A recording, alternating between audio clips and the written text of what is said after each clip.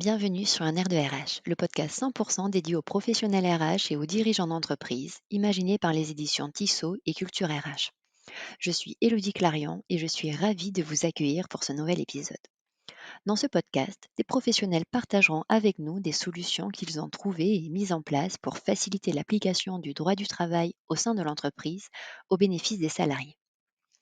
Lors d'un précédent épisode, nous avions accueilli Marie Daillot, consultante et formatrice en santé-sécurité au travail, avec qui nous avions abordé la thématique des quarts d'heure sécurité pour poser le cadre et définir quels sont les enjeux pour les RH.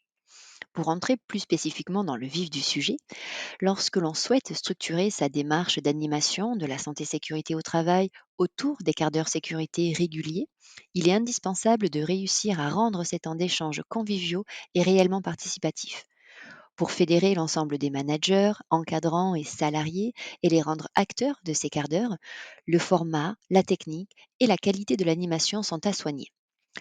Mais comment mettre toutes les chances de son côté pour réussir ces quarts d'heure sécurité? C'est ce que nous allons voir dans ce nouvel épisode. Bonne écoute!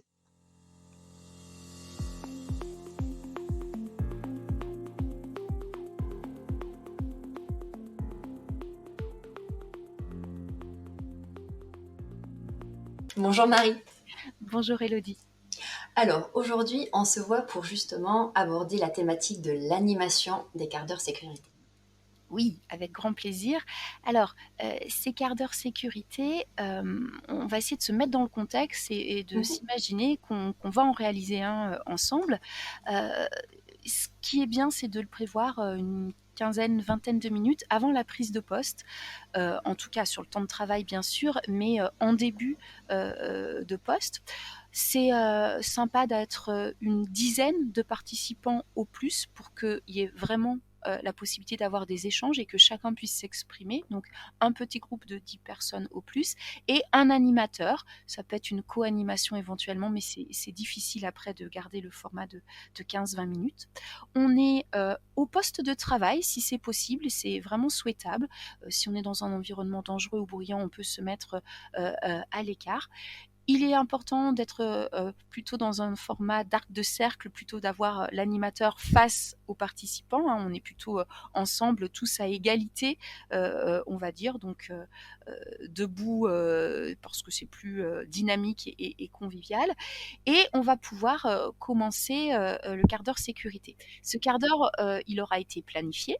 On aura déjà choisi le thème auparavant. C'est pas une réunion où on va parler d'un sujet d'actualité du matin. Ça, c'est pas un quart d'heure sécurité. Donc, on aura déjà choisi le thème et l'animateur va arriver un petit peu préparé. Et donc moi, aujourd'hui, je voulais vous parler de comment il va se préparer et ensuite comment il va animer. Alors, sur la préparation, on a besoin que l'animateur, il ait pu un petit peu non pas réviser son sujet, mais savoir quel message lui, il avait envie d'aborder, de mettre sur le tapis, peut-être se poser la question sur des petits sujets techniques, anticiper les questions que les participants pourraient avoir. Et du coup, c'est vrai que ça va lui demander un petit temps de préparation. Certaines entreprises et certains animateurs qui seraient volontaires trouvent ce temps un peu chronophage, mais on a beaucoup de ressources en ligne sur les sites des institutions comme l'INRS, la CARSAT, l'OPPBTP, l'ANACT, et puis aussi auprès d'éditeurs tels que les éditions Tissot, pour se préparer à l'animation de ces quarts d'heure et faire le point à la fois réglementaire sur le sujet, mais aussi, et ça c'est surtout important pour l'animateur, sur la réalité de ce risque ou de ce sujet dans l'entreprise. Est-ce qu'on a eu des accidents? Quels moyens de prévention sont déjà en place? Qu'est-ce qu'on a fait dans les 5 dernières années? Est-ce qu'on a eu des situations dangereuses? Est-ce qu'on a des bonnes pratiques? Donc c'est plutôt ce travail de se mettre dans le bain que l'animateur a à faire. Et il faut qu'il arrive à ce quart d'heure sécurité préparé. C'est pour ça qu'on conseille vraiment de planifier le rendez-vous pour que l'animateur ait ce petit temps pour pouvoir être crédible et à l'aise pendant son animation. Donc ça, c'est la première étape, la préparation de l'animateur. Après, au cours du quart d'heure sécurité, l'animateur, il va seulement introduire le sujet, vraiment quelques minutes, 5 minutes au maximum. Et ensuite, son rôle, ça va vraiment être d'engager chacun à s'interroger sur comment travailler en sécurité vis-à-vis du thème choisi, quelle est la perception de chacun sur ce risque, quelle est son expérience du sujet, quelles sont les difficultés qu'on rencontre sur le sujet.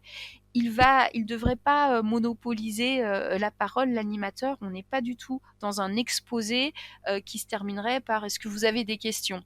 C'est vraiment une posture de distribution de la parole et de relance de chacun pour aller solliciter les salariés qui seraient plus timides. Donc ça, c'est vraiment important.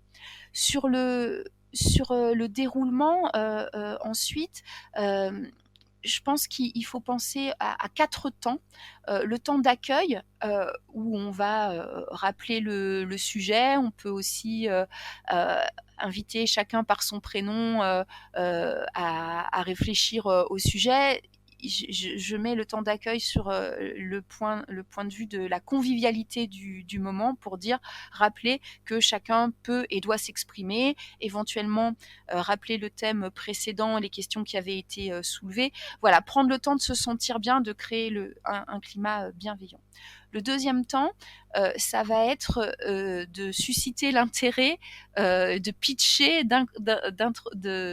d'essayer d'inciter les salariés à rentrer dans leur quart d'heure sécurité en faisant, par exemple, deviner le thème à partir d'un visuel ou d'une affiche, éventuellement d'une petite capture vidéo si on veut, si on a les moyens de le faire, ou avec des mots-clés, avec des chiffres clés. On peut aussi introduire le quart d'heure sécurité. Savez-vous que X% des entreprises rencontrent tel risque? Savez-vous que 10% des salariés français sont exposés aux risques cancérigènes, mutagènes, reprotoxiques. Donc ça, c'est intéressant pour faire entrer l'équipe dans le thème. Hein, c'est le côté accrocheur de l'animateur. Et puis, le troisième temps avant vraiment la discussion, c'est de rappeler dans l'entreprise pourquoi on aborde ce sujet, pourquoi on a choisi ce sujet. Ça peut être parce que on a eu un accident récemment, ça peut être parce que c'est un risque qui est toujours évalué avec une certaine intensité dans l'entreprise, ça peut être parce que on a vu des difficultés à mettre en œuvre les mesures de prévention. Donc, essayer d'incarner la réalité de ce risque. Ça peut être aussi parce qu'on prépare une action de prévention. Donc ça, c'est important. Et puis ensuite, on va laisser discuter les gens autour du thème. Ce qui me semble important sur cette dernière phase, qui va être vraiment le déroulé, le cœur du quart d'heure sécurité, c'est d'essayer de raccrocher toujours à 3 ou 5 notions au plus, 3 ou 5 points clés que l'animateur va pouvoir essayer de reformuler à chaque fois. Donc, son rôle va être d'accueillir les propositions, éventuellement les objections des différents participants sur le sujet, et d'essayer de chercher le consensus des personnes sur tel ou tel point. Est-ce qu'on peut être tous d'accord sur tel point? Est-ce que toi, Benoît, tu es d'accord aussi si on dit que là, vraiment pouvoir avoir un rôle de fédérer l'ensemble du groupe autour de 3 à 5 points clés, et de pouvoir conclure ce quart d'heure sécurité en se disant, voilà, après cette discussion, après ce quart d'heure sécurité, est-ce que collectivement on peut s'engager à respecter ces 3 points, ou bien à être vigilant sur ces 3 notions, ou à mettre en place ces 3 mesures de prévention, 3 ou 5. On peut aussi, en tant qu'animateur à la fin, se dire, ah oui, effectivement, ce point vous l'avez soulevé, on n'a pas eu le temps d'y répondre au cours de ce quart d'heure, mais on va le prolonger. Donc ça, ça fait partie aussi du rôle de l'animateur, de pouvoir accueillir et revenir vers les salariés qui auraient eu des questions soulevés. Oui, finalement, c'est l'ensemble de ces éléments qui constituent, on va dire, la base de la recette générique pour bien fonctionner en termes d'animation. Oui, voilà. Alors après, il y a, je crois, l'attention de l'animateur à chacun des participants, heu, aller les chercher avec leur prénom, comme je disais, leur demander de reformuler pour être sûr qu'ils ont bien compris, rester, bienveillant, souriant, positif vis-à-vis de ces éléments-là. On peut aussi être, en tant qu'animateur, mis en défaut parce qu'on n'a pas toujours été exemplaire sur le sujet, donc pouvoir reconnaître ses limites et surtout euh, voilà, rester humble devant les questions, les points de blocage et les difficultés. On va parler vraiment du travail réel pendant ces quarts d'heure sécurité, donc l'animateur, il faudra qu'il puisse aussi reconnaître les éventuelles difficultés dans l'entreprise sur certains points. Il n'a pas à les résoudre au cours du quart d'heure sécurité, mais il peut au moins s'engager à les faire remonter et c'est aussi son rôle en tant qu'animateur. Ok. Et du coup, justement, pour rebondir, quels seraient les conseils et astuces pédagogiques que vous pourriez donner à nos auditeurs et auditrices RH? Éventuellement, de rendre ce moment un petit peu attendu par les collaborateurs qu'ils aient envie d'y venir. Alors on peut imaginer offrir un café à l'occasion de ce quart d'heure sécurité ou en faire un temps aussi où on célèbre un anniversaire ou etc. Parce que cette convivialité, le fait de rendre ce moment confraternel, un moment où les gens vont s'écouter, c'est vraiment la clé de la mise en place et de la pérennité de la démarche, que les gens aient envie d'y venir et que ce ne soit pas perçu comme une énième réunion où on va parler de sécurité. Ça, c'est le premier point. Le deuxième point, c'est je crois qu'il faut vraiment rester sur un format sérieux mais ludique, c'est-à-dire que le sujet est important, mais plus l'animateur va avoir des techniques d'animation comme par exemple des quiz, des battles, des vrais faux, voire inviter à des démonstrations, hein, ça c'est dans la technique d'animation, plus le quart d'heure sécurité va avoir du succès. Donc ça c'est un des points qui peut être retenu. Varier les techniques d'animation et puis varier l'animateur, on l'a déjà évoqué. Et du coup, comment valoriser, une fois que le quart d'heure est mis en place, comment on peut bien le valoriser au sein de l'entreprise? Alors, effectivement, il est important de garder la traçabilité de ce moment. Moi, je conseille un émargement. Ça peut être une preuve hein, par la suite qu'on a quand même sensibilisé et abordé le sujet en entreprise. Donc, c'est quelque sorte une valorisation du risque par rapport au déroulement du quart d'heure.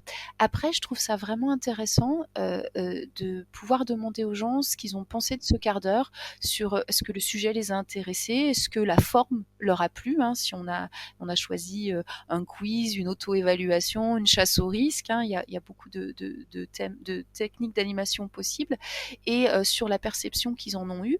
Et donc ça, je pense que c'est intéressant de le faire. Ensuite, on peut communiquer auprès de l'ensemble des acteurs dans l'entreprise que le quart d'heure a eu lieu et quelles sont éventuellement les questions qu'il a soulevées, un retour sur ces questions qui ont été posées, garder éventuellement la trace du support visuel qu'on a utilisé avec la signature des participants dessus, ou même donner une trace écrite aux participants par la suite ou un résumé du quart d'heure. Ça, c'est chronophage, mais ça peut être intéressant.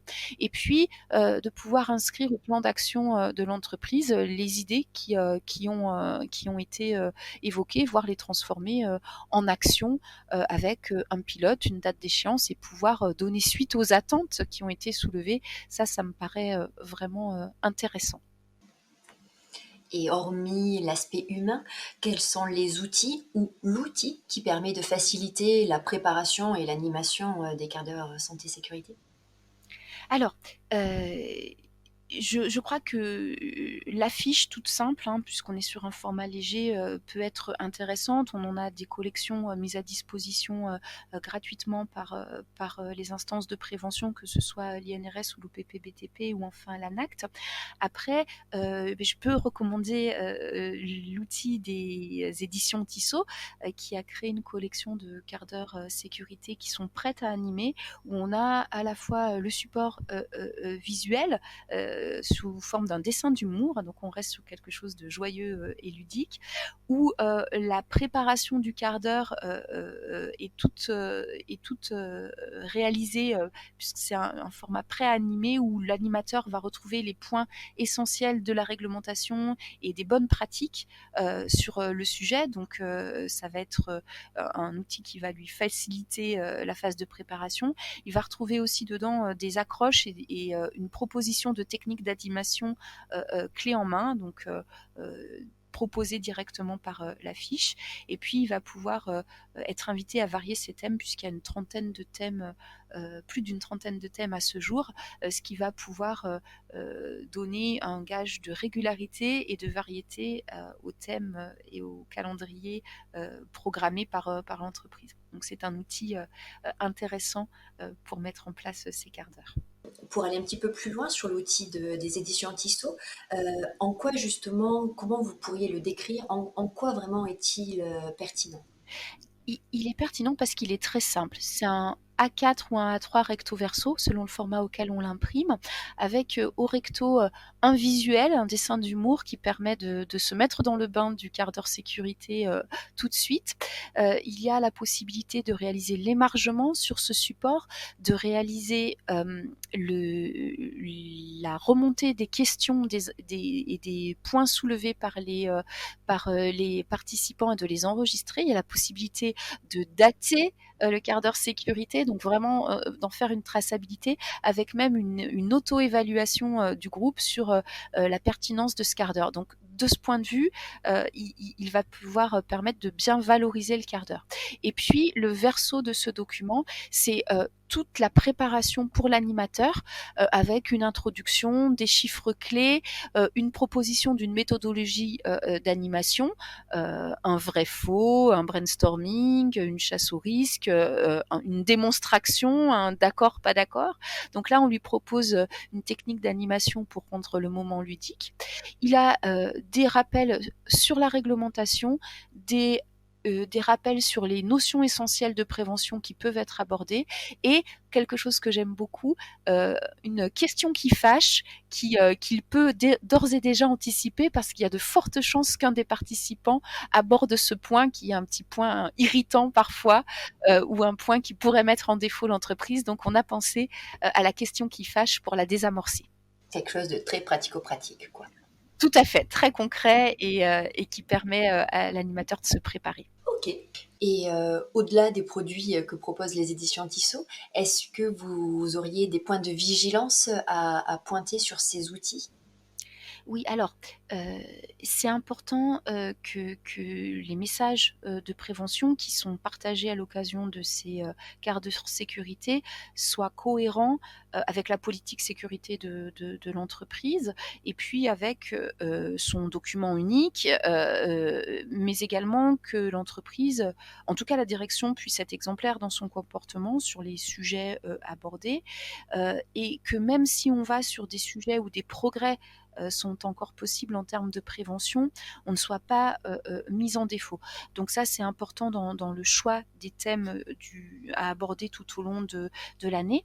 Après, on peut aussi se dire qu'on aborde un thème justement sur lequel on souhaite faire des progrès et sur lequel on a besoin du retour des salariés pour co-construire à la fois des règles, des mesures de prévention. L'autre point qui est important, c'est quand même sur les règles de sécurité, hein. J'ai dit à plusieurs reprises, le but du quart d'heure, c'est pas de faire passer ces règles, c'est quand même l'occasion de rappeler lesquelles ne sont pas négociables, en les expliquant, en pouvant éventuellement les remettre en question sur un certain nombre de formes ou de mise en œuvre. Mais quand on a une règle, hein, c'est comme avec le code de la route, c'est parce qu'elle doit nous protéger. Et donc, il y a des points qui restent non négociables, même si l'animateur laisse le groupe s'exprimer, il faut à un moment donné pouvoir recadrer et pouvoir rappeler ces éléments essentiels. Le dernier point de vigilance, mais je crois que je l'ai déjà dit également, c'est que l'animateur ne doit pas monopoliser la parole, il doit laisser le groupe s'exprimer, lui faire confiance, ne pas forcément vouloir trop maîtriser son quart d'heure sécurité, laisser les gens s'exprimer et puis à la fin, malgré tout, pouvoir recadrer, faire la synthèse de ce qu'il a dit et pouvoir aussi capitaliser sur ce moment, c'est-à-dire lui donner suite, soit par l'introduction du thème suivant en disant bah, écoutez, j'ai l'impression que vous aviez des attentes sur ce sujet, soit par un retour qu'il va pouvoir faire auprès des équipes par la suite. Et pour résumer, comment on pourrait justement donner cette définition parfaite d'un quart d'heure sécurité réussi? Alors, c'est un moment où on s'est senti bien et où on a eu le sentiment de bienveillance des autres. C'est un moment un petit peu hors temps de travail, même si on a beaucoup parlé du travail.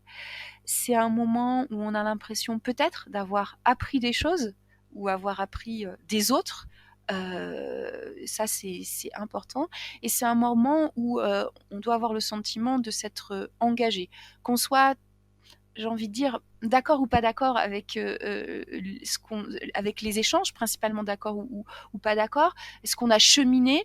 Est-ce qu'on est prêt à se dire, ok, au moins sur ces 3 ou 4 points que l'animateur a rappelé à la fin, je pense que je peux adhérer et je pense que je peux moi-même participer. Donc pour moi, ça c'est un quart d'heure sécurité réussi, c'est celui où les participants repartent avec ce sentiment d'avoir passé un bon moment, appris des autres et avoir envie de s'engager. Eh bien, merci beaucoup. Merci Marie pour toutes ces informations sur la démarche, justement sur l'animation de la santé-sécurité. Je suis sûre que ces épisodes, du coup, ces 2 épisodes auront bien servi à nos auditrices et à nos auditeurs RH. C'était avec un grand plaisir et oui, j'espère que ça leur donnera envie de mettre en place une programmation de quart d'heure sécurité dans leurs entreprises. Merci beaucoup. Merci. Au revoir. Au revoir.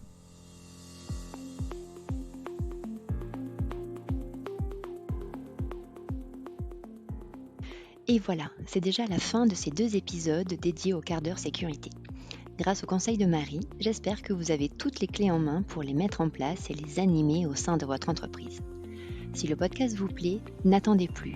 Donnez-lui 5 étoiles sur votre plateforme d'écoute préférée et partagez-le au plus grand nombre. Merci à vous de nous avoir écoutés et je vous donne rendez-vous très vite avec un prochain épisode.